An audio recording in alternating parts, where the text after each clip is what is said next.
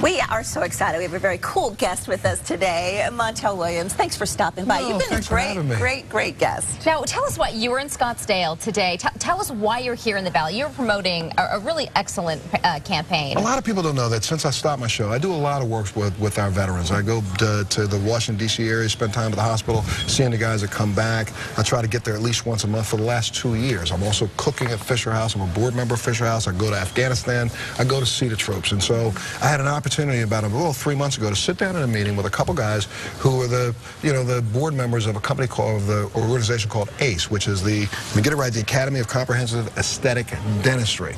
Now these guys are a great group of guys. We were talking about what I do in Afghanistan, and they were saying, Montel, we'd really like to do something for the troops. And literally in about a 20-minute conversation with the guys who were the decision makers, we came up with this program, which is going to be called, a Soldier Smile. We're launching it today, and the program is to get dentists around the country to provide just some discount services, some free services to our soldiers and sailors and airmen and Marines who have come back, gotten out of the service, are no longer taken care of by the VA, and they still have needs. And you know how tough it is out here right now. You know, a family of guys who have been over there defending our democracy, making it so that we can sit here and have the fun that we're having today. They come home, they don't have jobs. A lot of these guys have small children at home who, if you don't start that mouth off with the right care, we now think that maybe 30 to 40% of the illnesses that we have as we become adults started right here.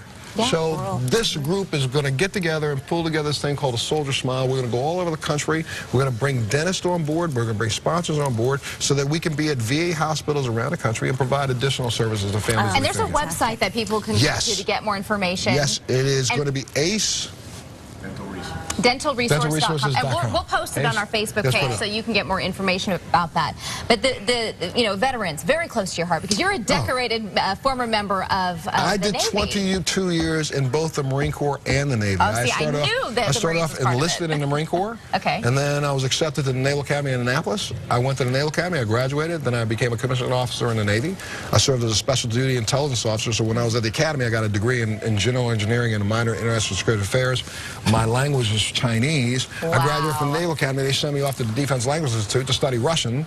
So you just did a little ditty called talk show host. That was that. And compared to that resume, that's just a little side thing. You have a very wide, you're a well-rounded person. Let's get to Gene Sipes. He says, any chance of Mr. Williams helping to start a much-needed low-cost dental program for all poverty-stricken citizens here in Arizona? Well, you know what? Let me just tell you something. I have been on a mission as a patient advocate. Most people know I suffer from MS.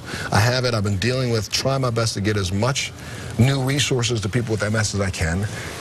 Right now, we started this for veterans. As soon as we get this program going, I'm sure we'll be able to do something for everyone. Because I think what has to happen is that we can no longer wait for our government to do this. Look how long we've been waiting, and everybody's still arguing and screaming about the fact that we just need to help people. So industries like, the ACE and the Dentistry Society is going to step up to the plate and say, let me do something right now. Before somebody calls on a program, I'm ready to help. Or before there's an Occupy Wall Street. Right. Let's do it. And the hope is to get other people on board. Let's get more and more on board, joining up, and then next thing you know, we can go back to being what we're supposed to be, a community that helps each other. Right? We have another viewer. Brett, go ahead. Bradley Sisko says, I was reading that you lived on a submarine for 3 years. With time off, I'm sure. What was the most difficult part about that? Now, I got to tell them what happens. I have over 280 days under the water, but that was on 3 different submarines. And one of the things I did here is what's crazy. I'm still under security constraints right now for another 2 years about what I did on submarines because of the special duty I did. But let's just put it this way. During the Cold War, I did fast attack submarine missions that were really the front edge of our safe keeping of our democracy.